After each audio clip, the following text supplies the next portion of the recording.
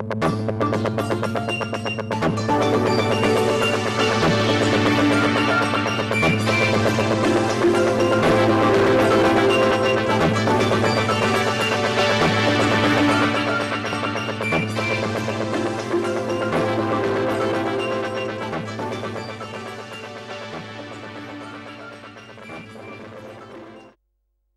un réel plaisir de vous savoir nombreux ce soir pour nous suivre. Mesdames et messieurs, bonsoir. Bienvenue à cette grande édition du journal dont nous vous proposons de suivre déjà les grands titres. Débuté le lundi 2 novembre, les consultations présidentielles se sont clôturées ce mercredi 25 novembre. Avec la situation politique et sociale qui vont de mal en pis, Félix Tshisekedi a appelé à une union sacrée entre Congolais. Décédé mercredi d'un arrêt cardio-respiratoire, les obsèques et recueillements du génie argentin du football, Diego Armando Maradona, se déroulent déjà à Buenos Aires ce jeudi 26.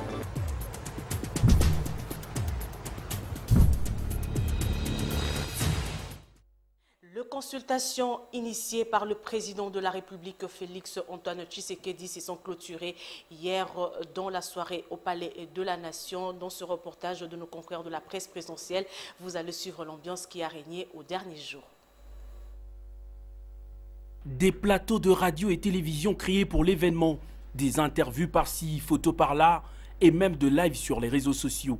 Cette ambiance est celle que connaît le Palais de la Nation pratiquement tous les jours depuis le 2 novembre dernier. Au dernier jour des consultations présidentielles, 4 regroupements ont été reçus par le chef de l'État.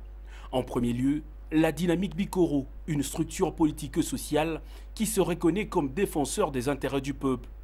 Ses représentants ont remis un mémorandum au président de la République avant de lui transmettre les assurances de leur soutien quant à l'idée de l'union sacrée pour la nation.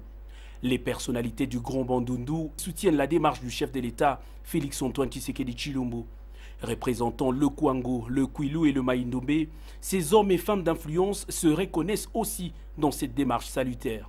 Nous sommes derrière le président de la République, le Grand Bandundu, avec des notables et des jeunes, comme vous le voyez là, derrière moi. Le Grand Bandundu est derrière le chef de l'État. Voilà le message qu'on a voulu lui passer. Il a bien dit que le pays est en train de chavirer. Qui d'autre peut encore le sauver si ce n'est que lui-même? Il est le pilote, il est le commandant, il a l'impérium, il est le magistrat suprême, président de la République, chef de l'État. La dynamique Congo Uni DCU a elle aussi bénéficié d'un temps de discussion avec l'initiateur de l'Union sacrée pour la nation autour des questions prioritaires qui freinent le bel élan du développement et de la démocratie. Nous avons justement émis le vœu d'être aussi en union sacrée d'action, parce qu'il faudrait apporter des solutions à ce peuple et de ne surtout pas plonger dans ce qui ressemble aujourd'hui à un arbitrage entre les aigris d'hier et les traîtres d'aujourd'hui d'un camp. Non, le chef de l'État nous a dit qu'il est au-dessus de tout ça et son intérêt c'est le peuple. Et ça, c'est quelque chose qui nous tient vraiment à cœur, nous de la Dynamique Congo Uni. Et pour clôturer cette longue série de consultations avec les forces vives du pays, le président de la République, Félix Antoine Tshisekedi Tshilombo, retourne à ses origines pour échanger avec le membre de sa famille politique, l'UDPS. Après près d'une heure de discussion hors champ des médias, ce cadre de l'Union pour la démocratie et le progrès social sortent convaincus par l'option envisagée par le garant de la nation concernant l'avenir du pays. L'UDPS, l'Union pour la démocratie et le progrès social, est porteur d'un double message. Le premier consiste à lui dire que le peuple, dont nous sommes un échantillon significatif, croit en lui. Le peuple voit en lui une lueur d'espoir. Nous lui avons aussi dit que le peuple qui a été bercé par la vision de l'UDPS attend plus que ce qui est déjà fait, notamment sur le plan social, sur le plan économique et tant d'autres. Et voilà, nous restons au Palais de la Nation où le porte-parole du président de la République, le professeur Kassongo Mouimba Yamba, a fait la synthèse de ces travaux qui ont duré près de 3 semaines.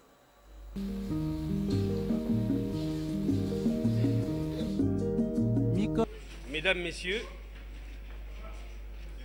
nous voici au terme de ces consultations initié par Monsieur le Président de la République le lundi 2 novembre dernier.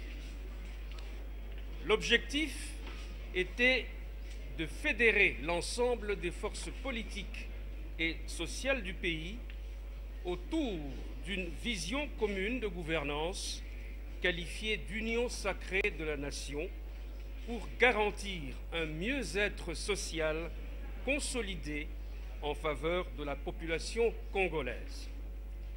Le président de la République a invité un large éventail de ses concitoyens, au nombre desquels les forces politiques et sociales dans toute leur diversité.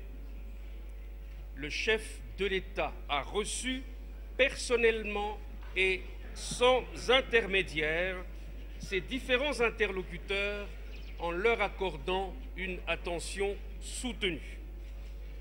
Dès ce soir, nous entrons dans la phase de compilation des mémorandats déposés par les invités. Le président de la République tient à remercier sincèrement toutes celles et tous ceux qui ont répondu favorablement à son appel patriotique. Comme il l'avait annoncé dans son discours du 23 octobre dernier, à la fin de cette phase, le chef de l'État va s'adresser à la nation pour lui faire part de ses décisions. Merci de votre attention et de votre collaboration. En séjour dans la partie est de la République démocratique du Congo, le ministre honoraire du développement rural, Justin Bitakwira, a au cours d'un meeting tenu à Uvira hier mercredi dans la province du Sud-Kivu, appelé la population à la cohésion nationale. Il était accompagné par l'un des conseillers du président de la République, Yannick Luta-Ndila. Le commentaire porte la signature de Africa Mojinga. En mission de pacification dans l'est de la République démocratique du Congo, plus précisément dans la province du Sud-Kivu, Justin Bitakwira, ministre honoraire du développement rural, a tenu un meeting de paix à Uvira pour expliciter l'objectif de sa mission dans cette partie de la République. Une mission effectuée pour les comptes de la présidence de la République qui consiste à la recherche de la paix dans l'est du pays. Andine, fils du terroir, Justin Bitakwira a été accueilli chaleureusement dans tous les villages qui se partagent la plaine des Ruzizi, à l'exemple de la cité de Kiliba. Les petits-fils de sa grand-mère a circonscrit les motifs de son déplacement dans sa province qui connaît plusieurs groupes armés, causant ainsi l'insécurité. Il a également fait appel à ses frères qui sont dans les groupes armés de venir répondre à l'appel du chef de l'État, Félix Antoine Tshisekedi Tshilombo, dont le message c'est la paix et le développement de l'Est du pays.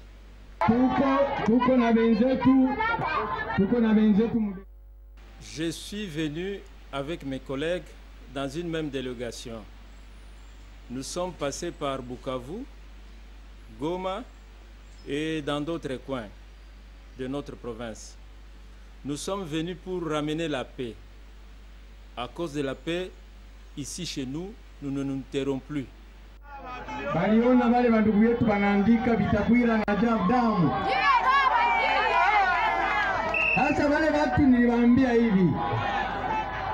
Justin Bitakwira était accompagné de M. Yannick Luta-Ndila, représentant du chef de l'État. Concernant son appartenance au Front commun pour le Congo, l'homme de proverbe dit être au service du pays.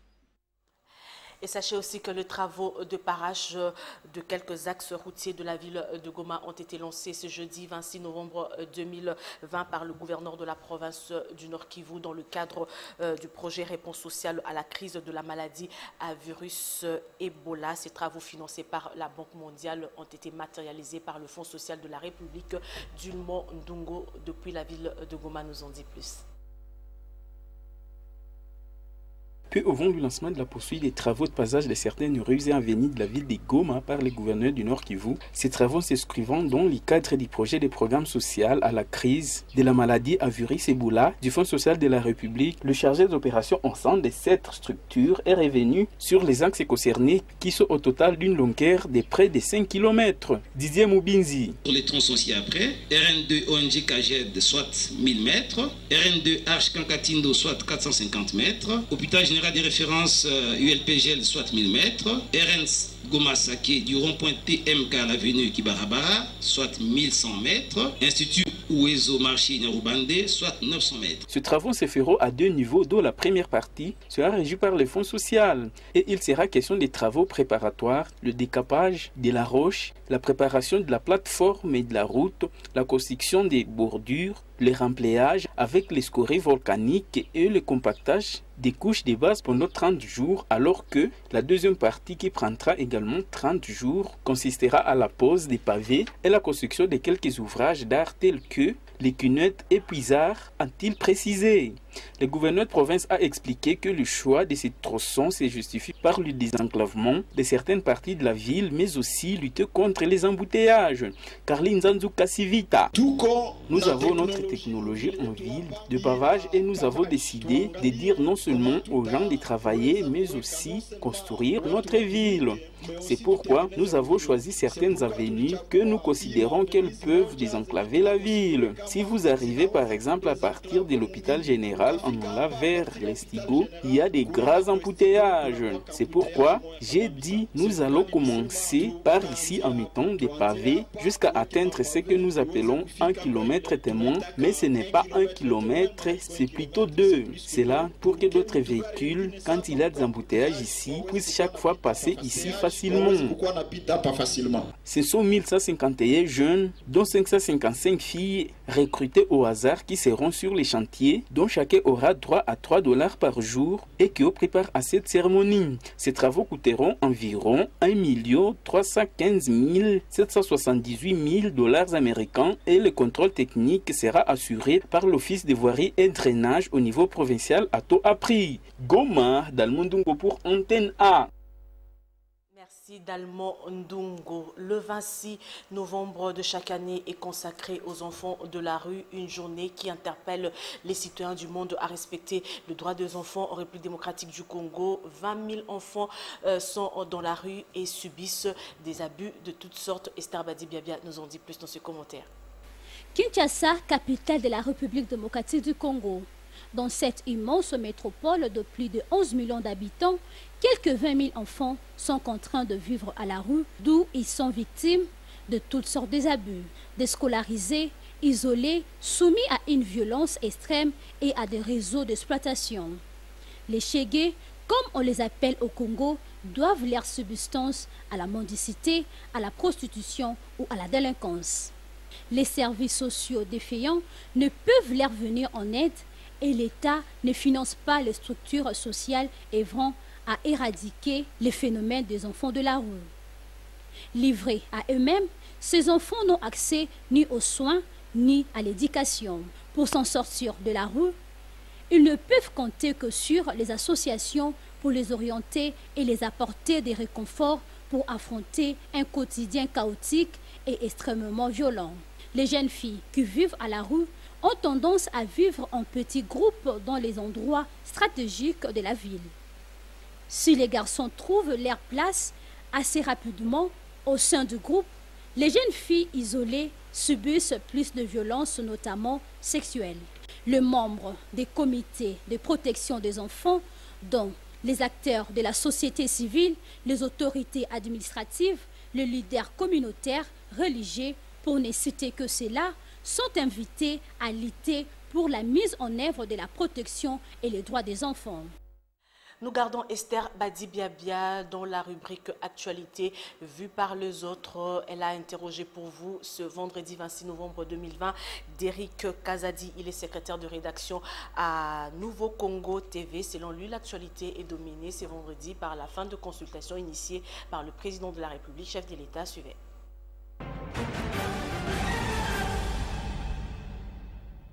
Sur le plan national, c'est d'abord la fin donc, de consultation du président de la République, qui a pu donc choisir donc, de réunir tous les Congolais plutôt, pour pouvoir donner déjà de nouvelles décisions concernant bien donc, la nouvelle gouvernance de notre pays. Nous, le peuple, nous sommes en train toujours d'attendre ce qui sera donc, je dirais, la solution ou bien les décisions donc, que le président de la République doit prendre. Et aussi une probable évacuation des Vital Cameroun pour l'Afrique du Sud. Vous le savez bien, ça fait belle lurette. Il n'est pas en bonne santé au niveau d'un hôpital, s'il faudra dire ça, parce que les noms restent encore anonymes, mais il n'est pas en bonne santé. Il y a les interclubs de la CAF qui se présentent pour ces week-ends, donc le match préliminaire, voilà, en Coupe de la Confédération, pour ce qui s'en concerne bien la République démocratique du Congo. L'équipe de Magny-Maignan va jouer, donc va recevoir l'équipe de Blanc-Fontaine de l'Afrique du Sud Celtique. Voilà, donc le match est annoncé pour ce week-end, une rencontre aussi très importante. Le DCMP qui est en Coupe de la Confédération est exempté de ces tours. Et aussi, il y a en Ligue des Champions, l'Est Vita Club, le tout-puissant Mazembe qui sont aussi exemptés à leur tour. Concernant toujours cette actualité sportive, plutôt, ça reste aussi l'actualité concernant bien Diego Armando Maradona, lui qui fut, je dirais, une star donc, du football international. Voilà, lui qui a égayé donc, le monde sportif avec son pays de l'Argentine. Il reste dans les annales des amoureux du ballon rond. Voilà, comme a dit Lionel Messi. Donc le génie est parti, mais le génie reste vivant. Nous vous l'annoncions au sommaire de ce journal. Diego Armando Maradona, champion du monde de 1986 en Mexique avec l'Argentine, a succombé hier mercredi 25 novembre 2020 d'un arrêt cardio-respiratoire. Un footballeur hors norme qui aura, par son jeu, par son style, marqué l'histoire de son sport. Un dieu en Argentine, un roi en Italie et une légende dans le monde entier. Patrick Borel-Mukendi. C'est un gamin de bidonville devenu gamin en or. Diego Armando Maradona Franco, un talent de la banlieue de Buenos Aires qui s'exprime avec la Louis Céleste dès ses 16 ans. Âge de la première de ses 91 sélections avec l'Argentine. Le premier trophée est aussi gagné sous le couleur bleu et blanche, seul de l'équipe de moins de 20 ans. La Coupe du Monde déjà. Il est peut-être le numéro 10 le plus célèbre et le plus talentueux de l'histoire du football. Diego Armando, la fierté de l'Argentine dont les pieds gauches conduira la Louis Céleste jusqu'au Graal mondial en 1986 avec cette main qui l'élèvera paradoxalement au rang des dieux. Une divinité adulée par les clubs qu'il a joués. Après 5 saisons passées à l'Argentine junior, alors Boca enrôle l'idole. Maradona y marque 28 buts en 40 matchs. Gagne son unique titre de champion d'Argentine avant de s'envoler bâtir son statut en Europe. 2 années tumultueuses à Barcelone, transféré pour 12 millions de dollars à Naples, record de l'époque. Le numéro 10 restera 7 saisons en Italie, la période la plus faste de sa vie. Il conduira ensuite Naples dans son sillage.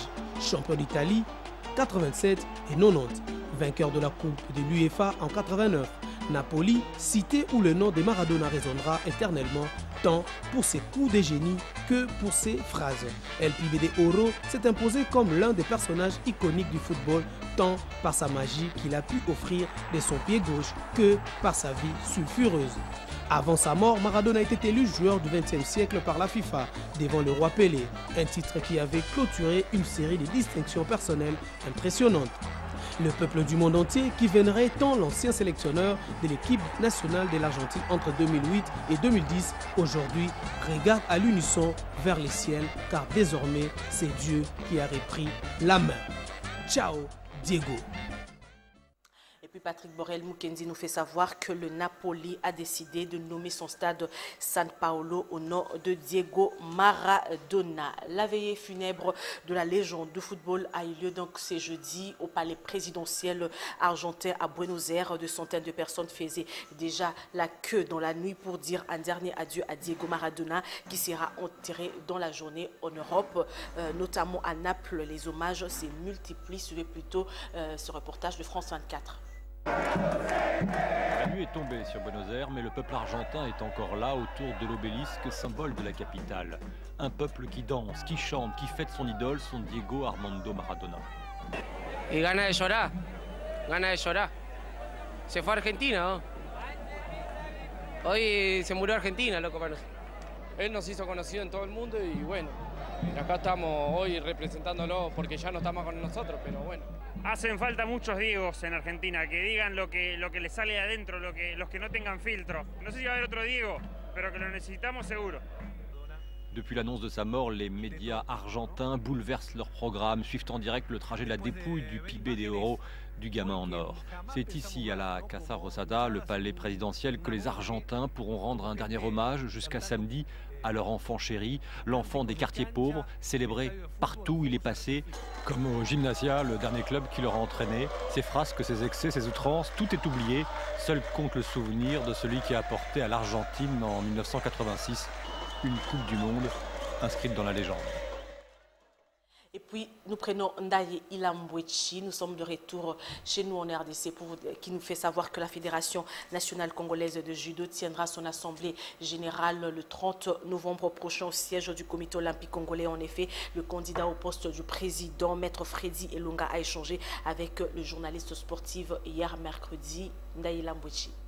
Maître Freddy Elonga a expliqué aux journalistes sportifs de la capitale, Kinshasa, sa motivation de postuler à la présidentielle de la Fédération nationale congolaise de judo, FENACOJI, le mercredi 25 novembre 2020. Maître Lo, aussitôt élu, donne sa vision: doter la Fédération de judo d'un siège digne, créer une base de données pour permettre d'avoir toutes les informations de la discipline, en ajoutant que tous ceux qui sont sur sa liste travailleront pour redorer l'image ternie du judo congolais. L'ancien directeur technique national de la FENACOJI durant des mandats sollicite l'apport de tous les sociétaires de la famille judo. Ce que j'ai déjà fait, juste en étant membre de la fédération, juste en étant dans le judo, je crois que ce n'est pas à moi de commencer à me vanter ici pour qu'aujourd'hui je me présente comme président. Mais l'opportunité est là. Alors, pensez un peu. Qu'est-ce que je ne ferai pas en tant que président maintenant? Parce que j'ai déjà fait beaucoup et je n'étais pas encore président. Mais si je deviens aujourd'hui président, j'ai un programme et je le fais pour le judo. Le candidat au poste de vice-président, Maître Kashindi Lumande, fidèle, invite les judokas de faire un choix digne pour l'épanouissement du judo. Nous allons maintenant prendre le condensé de l'actualité africaine avec nos confrères de la Voix de l'Amérique.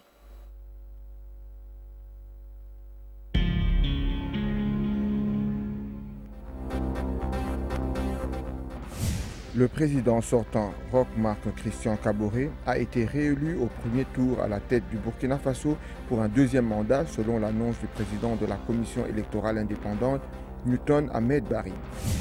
Toujours au Burkina, au moins 5 supplétifs civils des forces de sécurité dans la lutte anti-djihadiste ont été tués mardi lors d'une attaque dans le nord du pays.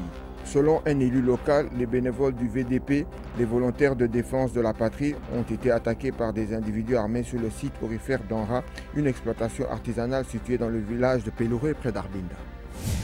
Le Premier ministre Abiy Ahmed a ordonné jeudi à l'armée éthiopienne de lancer une offensive finale contre les dirigeants dissidents du Tigré dans la capitale régionale Mekele, affirmant que la date limite pour leur reddition a expiré. Sadek Al-Mahdi, le dernier Premier ministre soudanais élu démocratiquement avant d'être renversé par un coup d'État militaire mené par Omar El-Béchir en 1989, est décédé jeudi du Covid-19 selon une annonce de son parti Ouma. Le gouvernement a décrété 3 jours de deuil national. Et nous allons prendre les détails avec nos confrères de France 24. Le président sortant Roch-Marc Christian Kaboré a été proclamé vainqueur de l'élection présidentielle au Burkina Faso au premier tour avec 57,87% de voix. Selon le résultat de la Commission électorale nationale indépendante au CENI publié ce jeudi, le scrutin a été marqué par les menaces de l'opposition de ne pas reconnaître le résultat. À 63 ans, Roch-Marc Christian Kaboré a réussi son pari. Il fera un second mandat. Sa priorité sera le dossier sécuritaire. Le Burkina Faso est régulièrement la cible de groupes djihadistes. Ils avaient notamment frappé un hôtel et un restaurant à Ouagadougou juste 2 semaines après sa prestation de serment fin 2015. Face à ces terroristes et à leurs actes ignobles, nous devons nous mobiliser pour apporter la riposte appropriée afin de les mettre hors d'état de nuire. Roch Kaboré connaît bien le monde politique puisque son père était ministre. Le président burkinabé a étudié l'économie à l'université de Dijon en France. Peu après son retour au Burkina Faso, il se rapproche de Blaise Compaoré, l'homme qui dirigea le pays pendant 27 ans. Il sera notamment son Premier ministre. Pendant des années, il sera très proche du président. Mais lorsque Blaise Compaoré souhaite modifier la Constitution pour rester au pouvoir, Roch Kaboré rejoint l'opposition en janvier 2014. 10 mois plus tard, des manifestations immenses chassent Blaise Compaoré du pouvoir. Roch Kaboré réussit à faire oublier sa longue proximité avec lui et remporte la présidentielle de 2015. Je prends ici l'engagement d'instaurer un dialogue social fécond avec tous les Burkinabés pour qu'ensemble, nous brisions les chaînes de la misère pour construire, dans la tolérance et la discipline républicaine, une nation forte, digne et respectée. Celui qui est surnommé le président Diesel, car il aime prendre son temps avant de trancher, va donc passer 5 nouvelles années au palais de Kossiam. Outre la sécurité, il sait que les Burkinabés lui demandent aussi d'améliorer leur situation économique. Il demande davantage d'infrastructures routières et un meilleur accès à l'eau potable. Les journaux parus ce jeudi sur Kinshasa sont revenus abondamment sur la fin de consultation présidentielle. La revue de presse, c'est dans une sélection et commentaires de Eric Izami.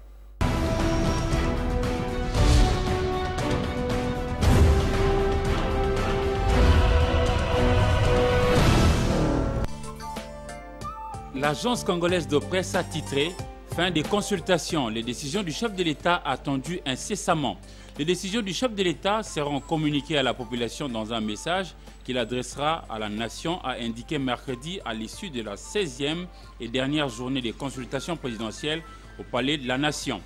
Le directeur du cabinet à l'intérim du chef de l'État, Désiré Kazimir Kolongele et Bérandé, dans un communiqué lu à la radio-télévision nationale RTNC par le porte-parole du chef de l'État, Kasongo Mwemba Yamayamba. Pour ce dernier, les consultations initiées le 2 novembre 2020 par le président Félix-Antoine Tshisekedi Tshilombo visent à fédérer l'ensemble des forces politiques et sociales du pays autour d'une vision commune de gouvernance qualifiée d'union sacrée de la nation pour garantir un mieux-être social consolidé en faveur de la population congolaise. Le journal du groupe de presse et de médias L'Avenir note sur les consultations clôturées mercredi 25 novembre 2020, Jean-Marc Abound, il n'y aura ni cohabitation ni coalition. En effet, après avoir échangé longuement avec le président de la République démocratique du Congo, Félix-Antoine Tshisekedi Tshilombo, le président à l'intérim de l'UDPS, le député national Jean-Marc Akabound n'a pas tergiversé devant les professionnels de médias. Et au journal Forum des As, détitré à la une, FCC, dialogue oui, mais dans les cadres institutionnels. Le FCC a décliné mercredi 25 novembre 2020 son invitation aux consultations. Les regroupements politiques membres du FCC tiennent par ailleurs à s'assurer que toute recherche de solutions à la crise évoquée par Félix-Antoine Tshisekedi Tshilombo se fera en conformité avec la Constitution et aux lois du pays dont le chef de l'État est lui-même le garant. De son côté, la prospérité a noté consultation, les centres proposent un tête-à-tête, Félix-Antoine Tshisekedi et Joseph Kabila. Selon Dr Rodrigue Mwamba, président de la jeunesse du centre, ce tête-à-tête salutaire entre les deux hautes personnalités et autorités morales de cette coalition au pouvoir doit intervenir avant l'annonce de grandes décisions du chef de l'État congolais. Et le journal Le Phare détablait sur l'affaire Amida Chatur, un greffier et avocat aux arrêts. Ils sont détenus à la prison de Makala pour avoir commis des infractions de faux en écriture et usage de faux.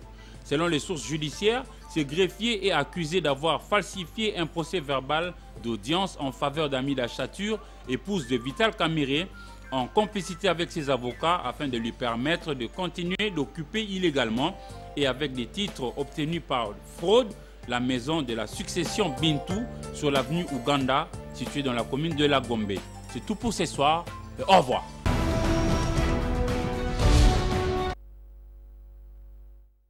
Et voilà, mesdames et messieurs, ce journal est terminé. Nous allons prendre le rappel des titres. Débuté le lundi 2 novembre, les consultations présidentielles se sont clôturées ce mercredi 25 novembre. Avec la situation politique et sociale qui vont de mal en pis, Félix Tshisekedi a appelé à une union sacrée entre Congolais. Décédé mercredi d'un arrêt cardio-respiratoire, les obsèques et recueillements du génie argentin du football, Diego Armando Maradona, se déroulent déjà à Buenos Aires ce jeudi 26.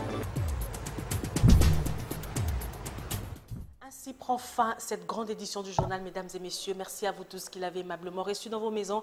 Ces remerciements, c'est au nom de Patricia Molengombole Kouni, chef d'édition, Léonard Mouemeri était à la réalisation, Ange Kassa derrière la caméra, Bardolelo et Jean Ondonga. Le prochain journal, c'est demain, dès 7h30. Vous retrouverez Patricia Basso-Amwanda à 10h et à 12h. Africa Mujinga vous présentera la grande édition dès 19h et à 16h. Lydia Ilambo Olingala. Portez-vous bien et très bonne suite de programme sur nos antennes. Au revoir.